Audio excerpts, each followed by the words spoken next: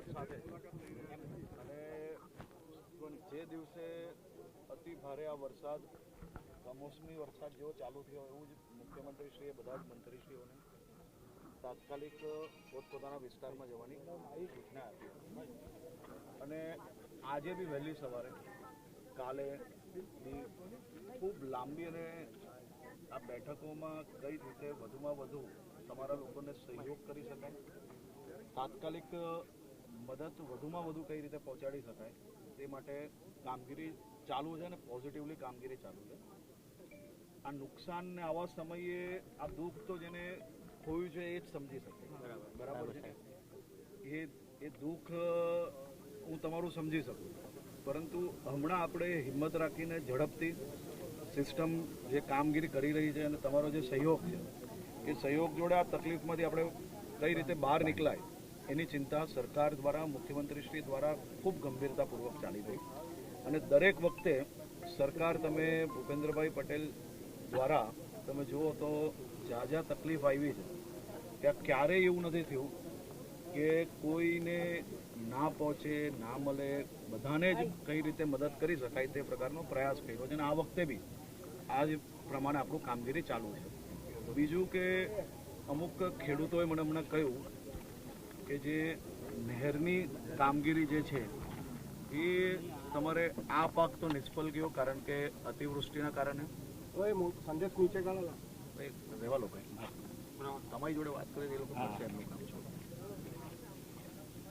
તો અતિવૃષ્ટિના કારણે જે આજે તકલીફ આવી છે આ પાક બી તમારો ક્યાંક ને ક્યાંક નિષ્ફળ છે. પણ હવે જે પાક છે એ પાકમાં તમને સિંચાઈનું જે કામગીરી છે, જે રિપેરિંગની કામગીરી છે એ આ વર્ષની ઠલવાઈને આવતા વર્ષે કઈ રીતે જાય તે માટે ધારાસભ્ય શ્રી સાહેબ જે 90 દિવસ માટેનું છે તેની જગ્યાએ થોડા ઓછામાં ઓછા દિવસ થાય આવતા વર્ષે જ રાખો જાય એ માટે હું મુખ્યમંત્રીશ્રીને અમે લોકો વાત કરીએ આવતા વર્ષે જ અને કઈ રીતે સહયોગ કરાય એનું પ્લાનિંગ કરીએ. સાહેબ જાહેરાત જલ્દી કરાવી દેજો એટલે અમે પ્લાનિંગ કરીએ. કામ કરાવી આપશે. સરકારે તમારા હિતમાં નિર્ણય લેવાવાળી સરકાર છે.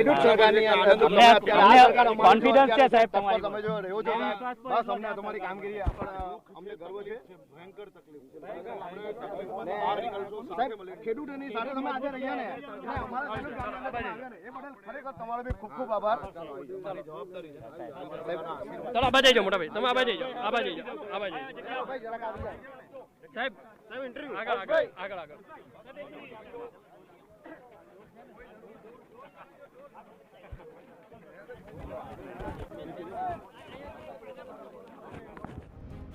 જો આ સીધા દ્રશ્યો સુરતથી સામે આવી રહ્યા છે કે જ્યાં ડેપ્યુટી સીએમ હર્ષ સંઘવી જે પણ ખેતરમાં નુકસાન પહોંચ્યું છે ઓલપાડના ખેતરના એ તમામ ખેતરોમાં તેઓ ખુદ નિરીક્ષણ કરવા માટે પહોંચી રહ્યા છે. આપ જુઓ કે અત્યારે ખેડૂતો સાથે તેમણે વાતચીત કરી હતી. તેમણે ખેડૂતોને હૈયા ધારણા પણ આપી કે જે પણ ખેડૂતોને નુકસાન થયું છે તેની સહાય ચૂકવવામાં આવશે અને જલ્દીમાં જલ્દી તેમને આ સહાય મળી રહે તે માટેના પણ પ્રયત્નો કરવામાં આવશે. ખેડૂતો સાથેની આ મુલાકાતમાં તેમણે ખેડૂતોને અહીંયા ધારણા આપી છે, ખેડૂતોને આશ્વાસન આપ્યું છે કે જે નુકસાન થયું છે તેને લઈને તેમને સહાય મળી રહેશે તે વાત હર્ષ સંઘવીએ કરી હતી.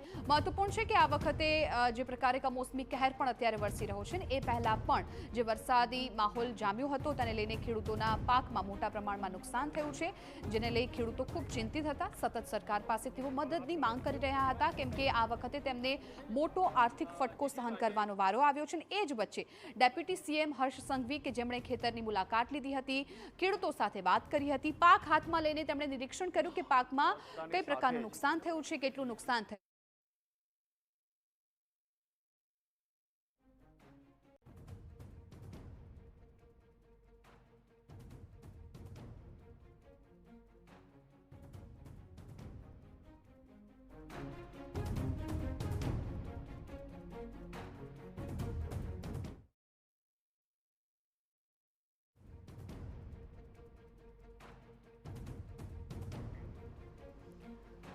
તો ડેપ્યુટી સીએમ હર્ષ સંઘવીએ સુરતના ખેતરોની મુલાકાતે જે ખેતરોમાં નુકસાન પહોંચ્યું છે ત્યાં તેમણે સમીક્ષા કરી હતી, ખેડૂતો સાથે વાત કરી હતી, કેમ કે આ વખતે ખેડૂતોને મોટો આર્થિક ફટકો પડ્યો છે અને ખેડૂતો પણ સતત સહાયની માંગ કરી રહ્યા છે। એ વચ્ચે ખેડૂતો સાથે વાત કરીને તેમને આશ્વાસન આપ્યું, હૈયાધારણા આપી કે ભૂપેન્દ્ર પટેલની સરકાર સતત ખેડૂતોના સાથે ઊભી છે અને જે પણ નુકસાન થયું છે તેની યોગ્ય સહાય પણ ચૂકવવામાં આવશે।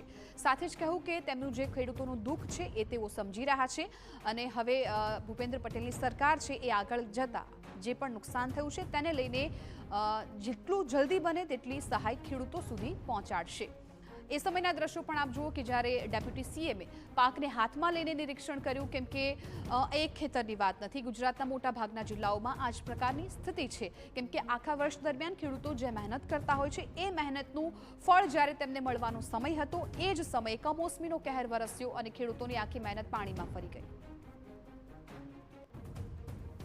તમામ ક્ષેત્રમાં ખેડૂતોને થયેલી નુકસાનીનો આંકડો તૈયાર કરીને આવનારા દિવસોમાં ઝડપથી તેમની સાથે કઈ રીતે સરકાર ઊભી રહી શકે તે દિશામાં રાત દિવસ એક કરીને કામ કરો અને વધુમાં વધુ મદદ પહોંચાડવાની ભાવનાથી મુખ્યમંત્રીશ્રીએ જો ભૂતકાળનું તમે જોશો તો ગુજરાતમાં જ્યારે ખેડૂતોને કોઈ બી આફત આવી તો ભૂપેન્દ્રભાઈ પટેલજી દ્વારા એમના હિતમાં નિર્ણય લેવાયો છે અને આ વખતે બી તેમની સાથે તેમના સહયોગમાં તેમના હિતમાં નિર્ણય લેવાશે। આભાર।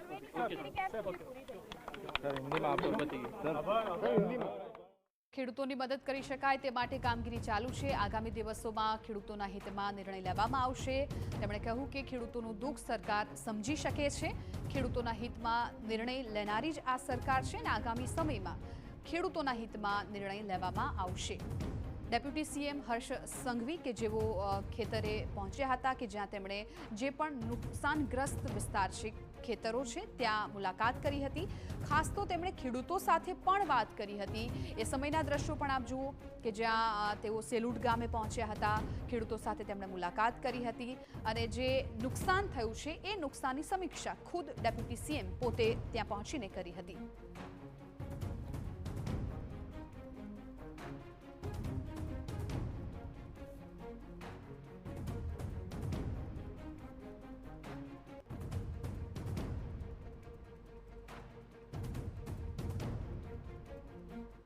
अपने अपने क्षेत्र में जाके किसानों के साथ रह के उनकी तकलीफों में सरकार कैसे ज़्यादा से ज़्यादा सहयोग कर पाए ऐसी सूचना दी थी।